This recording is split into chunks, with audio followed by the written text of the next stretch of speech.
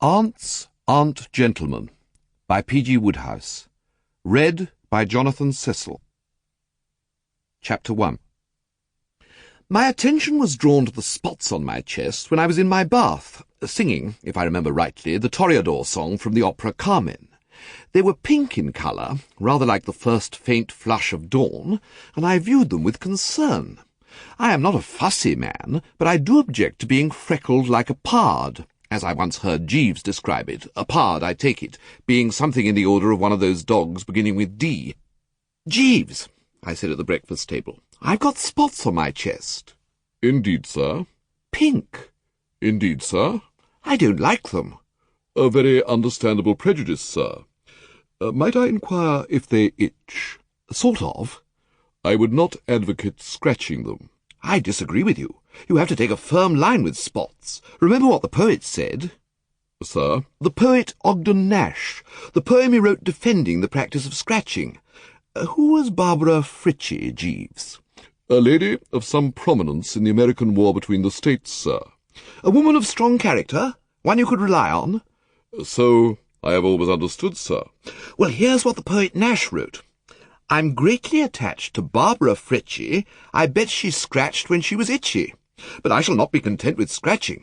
I shall place myself in the hands of a competent doctor." "A very prudent decision, sir."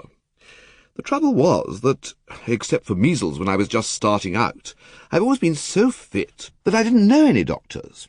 Then I remembered that my American pal, Tipton Plimsoll, with whom I had been dining last night to celebrate his betrothal to Veronica, only daughter of Colonel and Lady Hermione Wedge of Blandings Castle, Shropshire, had mentioned one who had once done him a bit of good.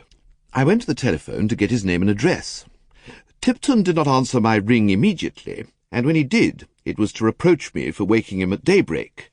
But after he had got this off his chest, and I had turned the conversation to mine, he was most helpful.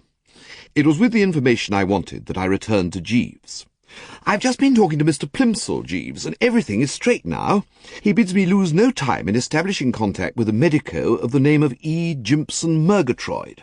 He says if I want a sunny practitioner who will prod me in the ribs with his stethoscope and tell me an anecdote about 2 Irishmen named Pat and Mike, and then another about 2 Scotsmen named Mac and Sandy, E. Jimpson is not my man.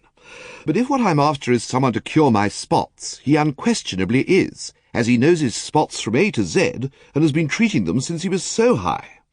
It seems that Tipton had the same trouble not long ago, and Murgatroyd fixed him up in no time. So while I'm getting out of these clothes into something more spectacular, will you give him a buzz and make an appointment?" Sample complete. Ready to continue?